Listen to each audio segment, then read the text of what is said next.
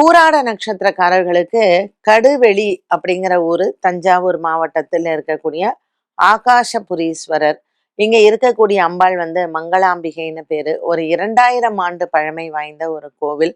இதுவும் நாயன்மார்களால் பாடல் பெற்ற ஒரு ஸ்தலம் தான். இந்த ஆலயத்தை வந்து நம்ம சொல்லணும் அப்படின்னு சொன்னா மிகவும் சில வித்தியாசமான வழிபாடுகள் இந்த ஆலயத்துல வந்து நம்ம பார்க்கலாம். ஸோ பூராட நட்சத்திரக்காரர்கள் மட்டுமல்லாமல் யார் வேணாலும் போகக்கூடிய ஒரு ஆலயம் தான். ஆனால் பிரத்யேகமாக பூராட நட்சத்திரக்காரர்கள் இந்த ஆலயத்திற்கு சென்று வழிபட்டால் நட்சத்திர தோஷம் நிவர்த்தியாகும்.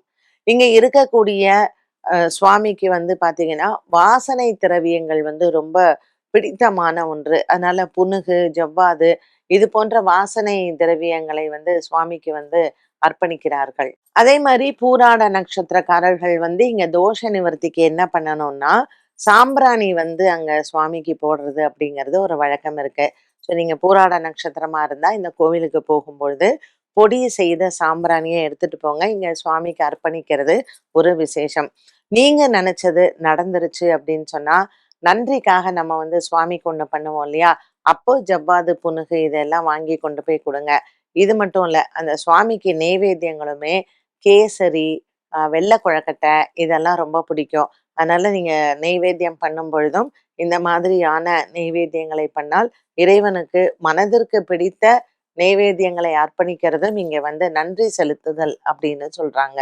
இந்த ஆலயத்தில் இருக்கக்கூடிய ஈசனுக்கு வந்து ஆகாசபுரீஸ்வரர் அப்படிங்கிற திருநாமம். ஸோ பஞ்சபூதங்கள்ல ஆகாசம் தான் இங்க ஈஸ்வரனாக இருக்கிறார். ஈஸ்வரன் தான் ஆகாயம். இங்க இருக்கக்கூடிய மங்களாம்பிகை ஒரு செல்வத்தை கொடுக்கக்கூடிய ஒரு அம்பாளாக இங்க இருக்கிறாங்க.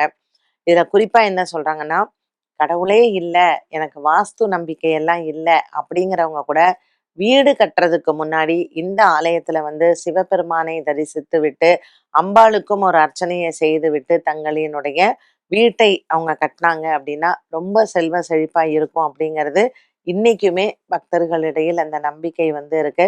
ஸோ அப்படிப்பட்ட ஒரு அருமையான ஒரு பழமையான ஆலயம் தான் இந்த ஆகாசபுரீஸ்வரர். இதோடைய இன்னொரு தனி சிறப்பு என்னன்னு பாத்தீங்கன்னா, இது கடுவெளி அப்படின்னு சொல்றோம் இல்லையா? ஸோ கடுவெளி சித்தர் இந்த ஊர்ல தான் பிறந்திருக்காரு.